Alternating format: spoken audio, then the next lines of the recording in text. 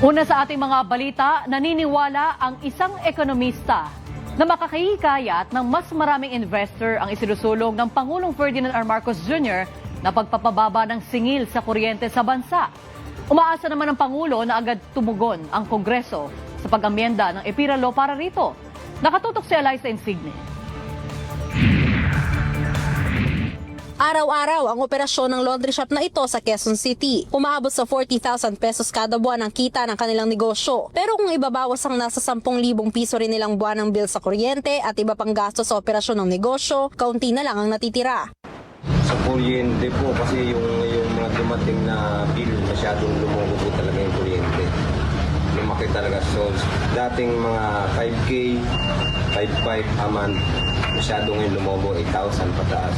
Kaya naman ang ganyang hinaing at ilan pang umaaray sa mataas ng singil ng kuryente na istugunan ng Pangulo. Katunayan, mismo si Pangulong Marcos Jr. na ang nagsabi sa kanyang ikalimang State of the Nation address na panahon na para tanggalin ang pinapasang system loss charges sa mga consumer ng kuryente.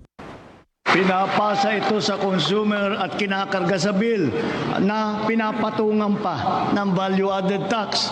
Hindi naman kasalanan ng consumer kung bakit nagkaroon ng systems loss. Umani pa ng standing ovation ang pahayag na yan ng Pangulo. Umaasa naman siyang agad na tutugon ng Senado at Kamara para mapababa na ang singil sa kuryente sa Pilipinas. Therefore, we, the people, we demand for the immediate amendment of the EPIRA.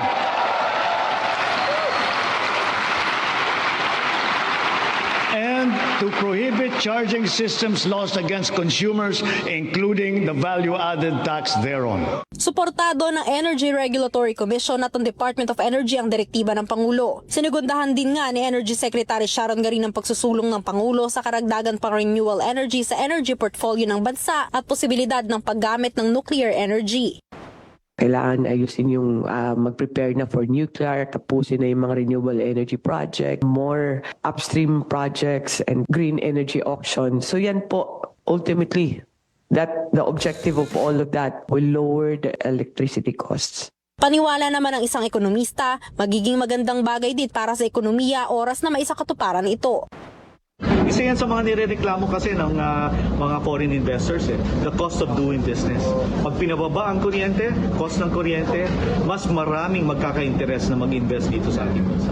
Kasabay naman yan, ipinangako rin ng Department of Energy ang patuloy pang pagtugon sa problema ng Visayas Grid na nasa ilalim sa yellow at red alert kamakailan. Eliza Insigne, IBC News.